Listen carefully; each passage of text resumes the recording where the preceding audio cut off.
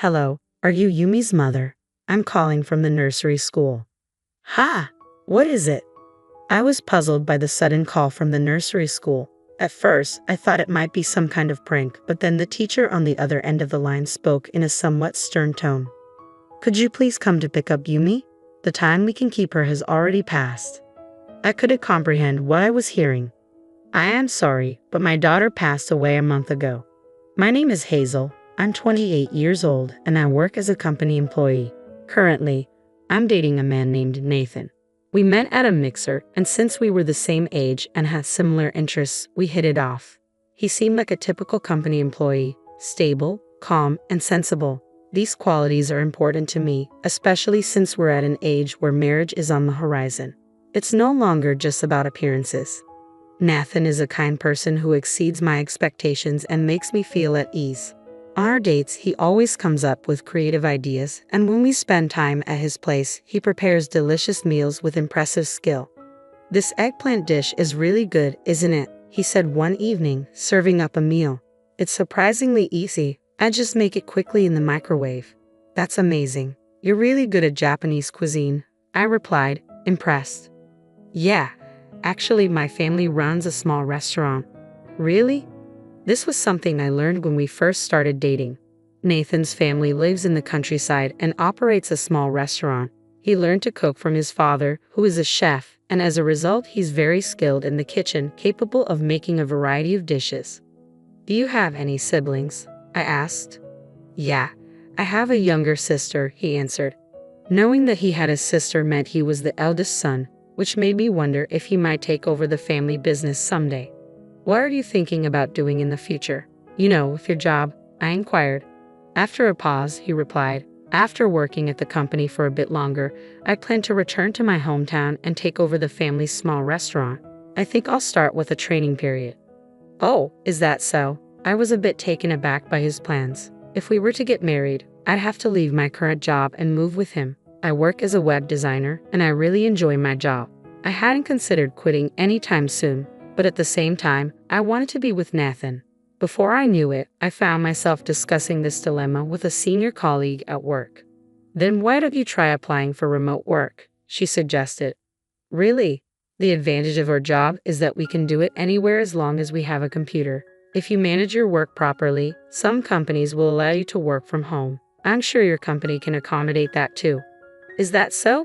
Hearing her words filled me with hope. This meant I could continue my current job even if I moved with Nathan. In fact, after I talked to Nathan about the future, he admitted that he had been thinking he would have to make me quit my job and take me with him if we got married, which had made things feel a bit awkward between us. I immediately asked my boss if it was possible to switch to remote work. If you meet the criteria set by the company, there should be no problem, was the response. As for the internet connection and computer, everything was falling into place. This meant that if I wanted to, I could move to Nathan's hometown right away. After confirming with my boss, I shared the news with Nathan on our next date. Really? So you mean you can continue your current job while living in my hometown? He asked, a mixture of surprise and relief on his face. Yes, that's possible, I replied with a smile. That's great. He looked genuinely relieved, and seeing his expression made me feel the same way. It didn't take long after that for us to decide to get married. Hazel, if you don't mind, would you marry me and move to my hometown? Nathan asked one evening, his voice filled with sincerity. Yes, I'd love to, I said without hesitation. And so, we decided to tie the knot. When I told my parents about the move, they seemed a bit sad but ultimately supported me, sending me off with the words, "Be happy." Nathan and I got married and started our life together. He began working at his family's small restaurant under his father's guidance. Since the restaurant was next to his parents' house, we initially lived with them. At the suggestion of my in-laws, who wanted Nathan to focus on learning the business without worrying about household chores, they proposed that we stay with them to lighten our load. However, I would later realize that this decision was a mistake. Living with my in-laws turned out to be more challenging than I had anticipated. Hazel, how long do you intend to stay holed up in your room? My mother-in-law, Susan, said one day, knocking on the door forcefully. I'm working, Susan. I'm actually working right now, I explained. Working? You're always in your room. What kind of work are you doing? Are you trying to deceive me with that excuse? she retorted, her tone filled with suspicion. I'll never accept it, my mother-in-law declared. But I really am working, I insisted. Don't lie. You're just playing around, drawing pictures on that computer, aren't you? She snapped, glancing at my screen. This is called web design. It's my job, I explained, trying to remain patient. I won't be fooled. It's shameful for an adult to be wasting time drawing pictures, she retorted. My mother-in-law likely held old-fashioned views and didn't seem to grasp the concept of working from home. To her, I wasn't really working. I was just cooped up at home, neglecting household chores. I never thought I'd have such a lazy daughter-in-law. Nathan is working hard to become first class, and here you are, playing around like a parasite. Try to be more useful, she criticized almost daily, making it increasingly difficult for me to concentrate on my work. Desperate to change the situation, I decided to talk to my husband about it. Oh, my mom's getting in the way of your work? Nathan asked when I brought it up. Yes, it's like she doesn't understand I'm working from home. She thinks I'm just goofing off, I explained. I see. My mom has old-fashioned ideas, so it might be inevitable. I'll talk to her, he assured me. Nathan's support gave me some relief, but my mother-in-law was more stubborn than I had anticipated. How did you convince Nathan? Why do I have to be scolded? She fumed. It's clear you're just playing around. That's not it. I've been trying to explain. I protested, but our clashes only grew more frequent. Each time she made unreasonable remarks, I turned to Nathan for help. But over time, he seemed less willing to mediate. This is a problem between the two of you. Solve it yourselves, he said one day. Just as I was beginning to feel I couldn't take it anymore, something unexpected happened. Feeling unwell, I went to the hospital, only to be shocked by the news. I was pregnant. My mother-in-law had often pressured me to provide a successor, but I never imagined getting pregnant at such a tumultuous time. I immediately informed my husband and in-laws about the pregnancy. The news took everyone by surprise, but my mother-in-law was especially stunned. Well done, she said, clearly delighted. Both my husband and father-in-law were happy too, but my mother-in-law's joy was the most apparent. Since then, she had become much kinder to me. Hazel, how are you feeling? I'll handle the household chores so you don't overdo it, she offered. Her sudden change in attitude was a relief. The scolding and bullying that had once been a daily occurrence stopped, and instead, she became supportive and caring about my health. It was comforting to have the previously confrontational mother-in-law offer me support during this challenging time. Despite the initial strain on my relationship with my husband, things began to improve, and our bond grew stronger. I settled into a stable condition as I prepared for childbirth. However, a new issue emerged during this time. Sometime after the news of my pregnancy, my mother-in-law asked, "By the way, can you tell the baby's gender yet?" "Yes, it's a girl," I replied honestly. Her face fell with disappointment. "A girl? It should have been a boy. Our restaurant has always been passed down to males. Women inheriting such businesses is unheard of." I tried to reason with her. That's unacceptable. Nowadays, women can inherit businesses too. Her response was harsh. Don't try to justify yourself with your strange values. You're clearly not suited for this. Although my father-in-law and husband were slightly disappointed that the baby wasn't a boy, they weren't as upset as my mother-in-law. However, her disapproval quickly turned into hostility. "Having no heir means you're worthless. How long are you going to stay in bed? Get up and do some housework," she demanded. "I'm sorry, but I've been really sick with morning sickness," I explained. "Don't be so spoiled. Pregnancy is not an illness. Get moving," she shouted as she came to wake me. Facing both poor health and harsh treatment, I decided to go against my in-laws' wishes and return to my parents' house for the birth. Spending time at my parents' home felt like a long-awaited relief. While I found great relief both mentally and physically during my time at my parents' home, it was clear that my stay with my in-laws had been a significant source of stress. After some time at my parents' place, my daughter was finally born. My husband and I had chosen the name Yi for her, and she was absolutely adorable. I made a firm promise to protect her with all my heart. Perhaps because the hospital where I gave birth was in my hometown, none of my in-laws visited. Not even once. I had hoped my husband would come, but he couldn't make it due to the restaurant's demands. After resting and regaining my health, I decided to return to my in-laws' home, but I quickly regretted it. My mother-in-law greeted me with an angry expression. "You've taken your sweet time bringing back my grandchild. Why the delay? I'm sorry, I needed some rest, I explained. Rest? We've been incredibly busy. What do you mean by busy? She retorted. The restaurant was featured in magazines and on TV, and we've been fully booked every day. I even had to help out there, I said.